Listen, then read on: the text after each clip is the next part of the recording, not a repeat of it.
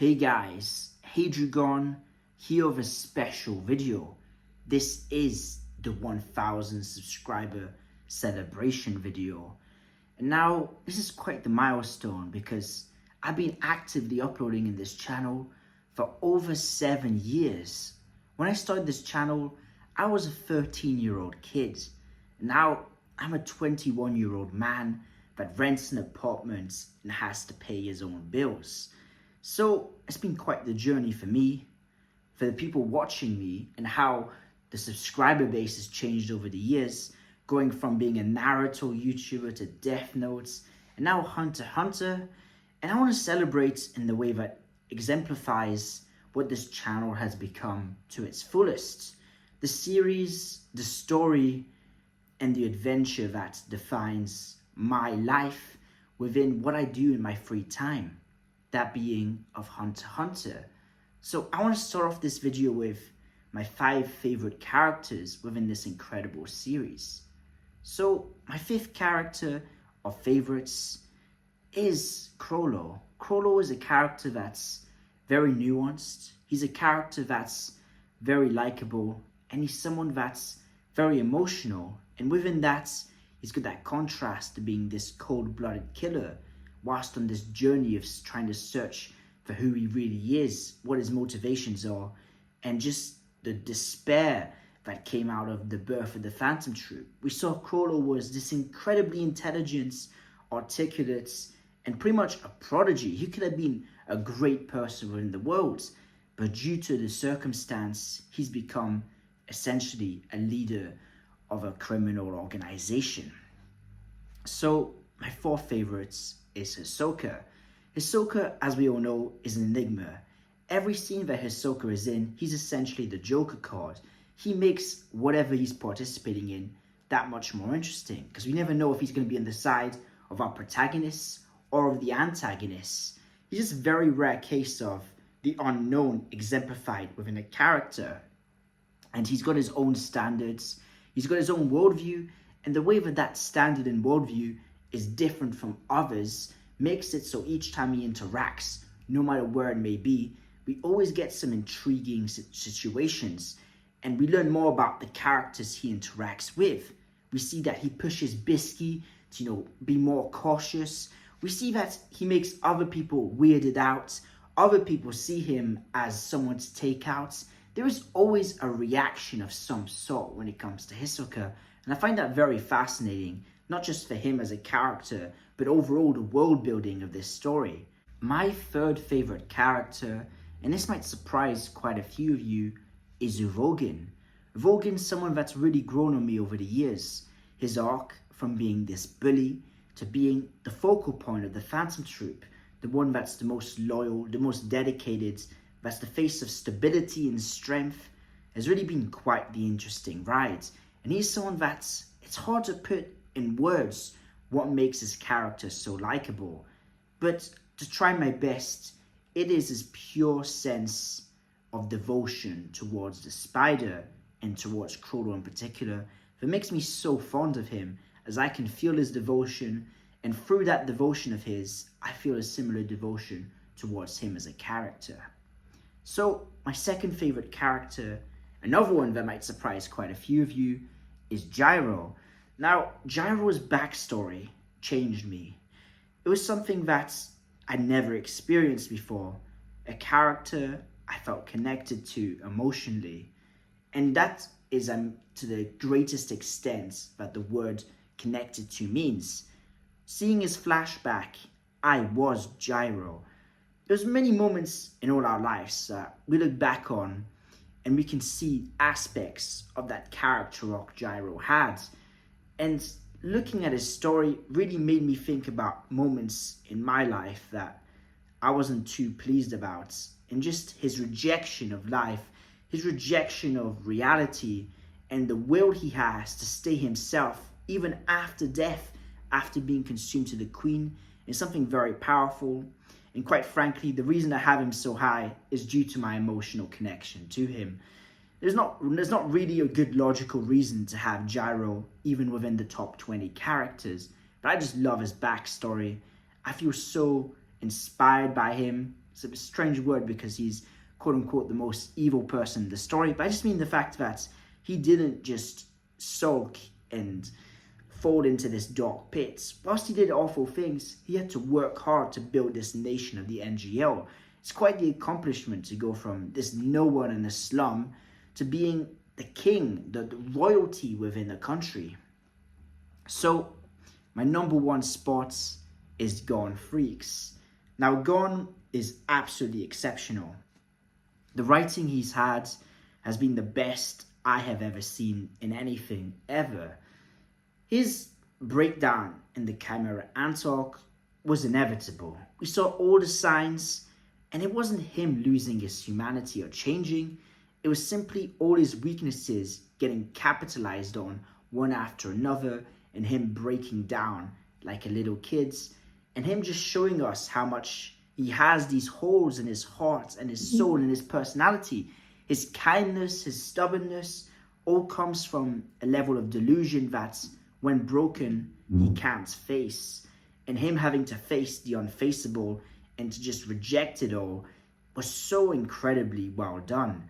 His breakdown, him killing Pluto, him sacrificing his future, and then him now being this matured character is very, very rewarding. We feel like his character arc has been a very, very long but rewarding process. We've seen all the moments where he's shown us this great potential and then shown us these worrying moments. We've seen the breakdown. We see him come back. We see him meet Jing, and then we see him realize that meeting Jing wasn't what it was supposed to be. This whole time, he'd been forcing himself to an extreme that was unnecessary, and he should be grateful for what he has, hence why he stays with Aunt Mito and didn't go with Jing. So, those are my 5 favorite characters. Next, I want to talk about the future of the channel. Of course, some of you may know I do community posts. In my community post, I highlighted the future of the schedule. And I said that once I reached a K, what I'll do is I'll upload 3 times a week. That being Tuesday, Thursday, and Saturday. So why 3 times a week instead of every day? Every day has built me so much momentum, but it has come at the cost of quality. In the end, there's so much I can do during a day, as I've got other commitments I have to do. Of course, I live by myself, so I've got to make food, I've got to clean the house. You know, there's just so much to do that by the time I get to the video, I can only do so much when it comes to the editing. The more I edit the video, the longer it takes to render. And it was a video I did, which was on the top 10 strongest Phantom Troop members, and that took 10, 12 hours to render, and because of that, I missed a day. So that was the first wake-up call for me. And really, the other thing is that I can be more concise in my wording, I can use better vocabulary. There's so many things I could do better if I've got the time frame to work with it.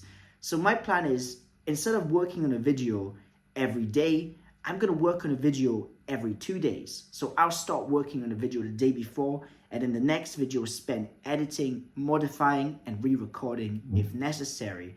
And what I'll do then is I'll take Sunday off so I can recharge and essentially sleep. So I don't have those periods where I'm uploading every day, then I miss a day, and then, you know, it goes like this a bit. So what I'm trying to do is, I'm trying to make this channel better. Before, I had to push to reach a K, because really, I'd essentially given up on YouTube, where I hadn't been uploading. My channel was a bit all over the place, and I was trying to build up a fan base. I was trying to build up a community of Hunter x Hunter fans, so I had to be consistent. I had to try and push hard, and I still want to do that, and I want to do it better. I want to be the best place to consume Hunter x Hunter. I mean, that's my goal, right? I want to become essentially someone that I can feel, if I was a fan, I'd want to watch my videos. And I think that lowering the schedule, but upgrading the quality, and upgrading just the attention to detail, and just the visual engagement, having things on screen to look at instead of just me being here talking to you all, I think it would be very beneficial, and that's my game plan of this. So this would get in effect from the start of here, and now instead of saying, please, if you like the video, subscribe, for Hunter x Hunter videos every day. I'll be saying subscribe for Hunter x Hunter videos 3 times a week. It's going to be very bizarre to leave that behind and get a new catchphrase, so to say, but it is what it is, and I truly think this is the best move for the channel. I also had a complaint, well, it's not really a complaint, just like someone who's letting me know their feedback, that they're struggling to keep up with the back catalogue since I'm uploading so much. I've got all these incredible videos that I'm uploading one after another, and really, I'm doing them a disservice in the fact that I could be making them better. These videos, if polished up a bit, could have been true great videos within the community. And whilst I think that with this time frame, with doing everything daily, I'm still doing a decent job, I think I can do so much better. When I look at and visualize what I can do, there's just videos I haven't been able to do. For instance, the Illumi versus Chrollo video, that's going to take a lot of time to render. I'm going to need to make edits on it, and I'm going to need to really study that. So there was just no way I could have done it within a day. I promised to do it, and I am going to do it, and that'll be my first video I do on this new schedule. So please look forward to that. Illumi versus Chrollo is coming out this Saturday. And yes, I'll be replying to your comments. I finally got to you. Thank you so much for your patience. So, this channel, almost 8 years. Whew. It's been a very, very long time. How did this channel come to be? Well, I like anime. I'm an otaku, a nerd, a geek, whatever you'd want to call it. Right? Those are negative connotations, right? But that was kind of how it was seen like back in the day. By back in the day, I mean in the 2000s. You see, I've been watching anime my whole life. Before cartoons was a thing, I was watching Pokemon. I've been watching anime from before my first memory. I don't remember the first anime I watched. I can only guess it was Pokemon, or it was just some equivalent of Astro Boy or Dragon Ball. But for my whole known memory, anime has always been part of my life. And it's something that I've delved into. When other people were watching these cartoons, these in the UK, we had this thing called Teletubbies. I wasn't watching that. I was just watching Beyblade, you know? So it's always been a massive part of my life. In the late 2000s, I got into manga, and that's because I wanted to see the next episode. And for lots of these anime, there was no next episode. They essentially got discontinued without having their full adaptations adapted. And from there, I just grew and grew as a fan. And I felt very isolated because I didn't really know other people that liked anime. Or if I did, they liked selected anime, like Yu-Gi-Oh! I had this friends where I'd go to his house and we'd essentially play Yu-Gi-Oh! All day and we watched Yu-Gi-Oh! Episodes. That was amazing, but I didn't have this community around me, this sense of oneness. And, you know, people were not nice to me based on how much I liked anime. But my main, nickname in school was Hentai Hadrian. Of course, Hadrian's my name, because people just don't understand anime, or they didn't back then. So I truly felt like this was an escape. And I mean that in the sense that I really love talking about things I love. And I didn't have anyone to talk to about anime with. And it was about 2016 where I got into this YouTuber's content called Eternal Hokage. Now, Eternal Hokage was a very small up-and-coming YouTuber, and he was covering Naruto Shippuden, reviewing the last episodes of it. And he was one of the rare YouTubers I really caught at the start of their YouTube career. And through that, he was very engaged with the fans. He was very, he was very likable. He had a similar style of content to what I'm doing right now and how I'm doing it, where he'd be in his room with his microphone and he'd talk about everything. And I thought to myself, I'm going to be a YouTuber and I'm going to make videos just like him. And then afterwards, it was November, maybe early December 2017, he made a Discord and I joined his Discord. And I actually got the chance to interact with him. I talked with him, and it was the most surreal experience since I always felt too nervous to leave a YouTube comment. And through that, I decided I'm going to be a Naruto YouTuber. So I made this YouTube channel and I immediately started making Naruto videos. And then of course, Boruto became the next step, the next evolution. So I was making Boruto videos. I was reviewing all the Boruto chapters, the Boruto episodes. I was essentially doing what I'm doing now, but much less competently with Boruto and Naruto. So I was covering all of that. Then I got into Death. I was doing Death Note. I started branching out to all these animes I liked. I collabed with all these YouTubers, and it was great. And then something happens. My life changed. I started meeting new people, doing new things, and I sort of lost that ambition. I came into this moment where the channel died. I stopped uploading as frequently as I was. I was never as frequent as I am now when I'm doing it every day, but I was doing it, multiple times a week, and then just nothing. It's in that moment that a lot of people were disappointed.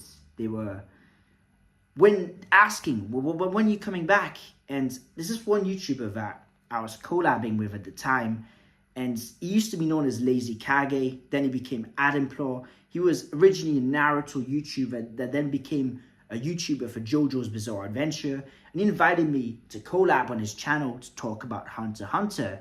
And that was the first, video of me doing Hunter x Hunter, where I was in this channel as a guest, and we were all covering different parts of the Chimera Ant arc. But he would always tell me, man, Hadrian, you could have been so much more. All these guys, you're better than all of them. If you just stayed at it, you could have been something. And I remember I always felt guilty. I always felt this something just in my heart where I just had to make the most of it. And I haven't actually told him that I restarted the channel. But what I'm planning to do is I'm planning to wait until I'm really big and be like, Adamplor, I did this for you. I finally made you proud. I've done what you had always wanted me to do. So yeah, after that, I did some rap. I did a kind of unofficial rap album. I did so many things. I was doing reviews of movies. I did a review on Venom. I was doing video game stuff too. I've kind of done even reaction videos. So this kind of channel was going in every single direction. And now I've got my own apartments. I live on the other side of the world than where I used to. I live in the Indian Ocean on this island called Reunion Island. And before I lived in Edinburgh, which is in Scotland in the UK. And I'm here all by myself. I've got commitments and I've got, of course, things going on, but I finally got control over my environments. It's not like I'm just gonna be like, hey guys, what's going on? And like my mom will be like, hey Adrian, the dishes haven't been done, or like, something like that, that's kind of like an example, but I'm finally able to do things, and I don't have the excuse to fall back on, because beforehand I had so many mental excuses. And I just decided, I love Hunter x Hunter. This is what I'm going to do. And I kept pushing. I told myself that if I really stuck with this, it could become, excuse me, my bad. It could become a hobby that really fills up my time and something I can enjoy and look back on. I could become essentially an archive for Hunter x Hunter, where people can look back on it in 20, 30, 40, 50 years and learn about all the characters, learn about all the theories that were happening at the time. I wanted to become this person that helped push Hunter x Hunter on YouTube, this really consistent base of content, this basically what I wanted from Hunter x Hunter, because I've loved this series for so long, and whenever I'm about to eat some food or I'm doing something, I'm always looking at Hunter x Hunter and I'm like going on the most recent uploads. And it's like, yeah, there are Hunter x Hunter YouTubers, and this isn't any shade to anyone at all. But I just find that the pace of content is kind of slow. For someone like for me, but I was watching Hunter x Hunter videos essentially every millisecond of my spare time. I was like, man, I wish there was a YouTuber that was more consistent. So I just decided to become that YouTuber. I want to be who I would have wanted to watch whilst eating my foods. So yeah, that was a bit of a lengthy just, history and lore of how this has all come to be. There's been so much in my life, so many developments. So what does this mean, right?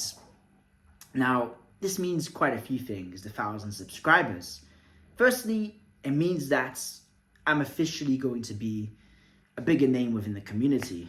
I've already got I can say this. I've already got some collabs coming up, which are going to be quite great. There's just a lot of stuff going on, right? And because of this, it means that I'll be able to expand with you guys and really do more things and do better things and be a more productive member of the Hunter x Hunter community. The second thing is it means that at some point I'm going to be monetized, so I'm going to be able to spend more time working on this without having to worry about money in the background. Well, yeah, I guess like you get monetized, but then it depends. But I'm thinking long term, and I'm pretty confident that I can actually make it, and not make it in the sense of whoa, I'm rich, blah blah blah, but just make it in the sense of like I don't have to worry about like how much this food at the supermarket costs, kind of thing. So yeah. I want to be the most transparent person ever. If ever you want videos and what it's like to be monetized, how much YouTube videos make, whatever it is, I'm an open book. If you want to ask me questions about my life, about anything, maybe it's a bit bad, but I literally tell you any and everything about me.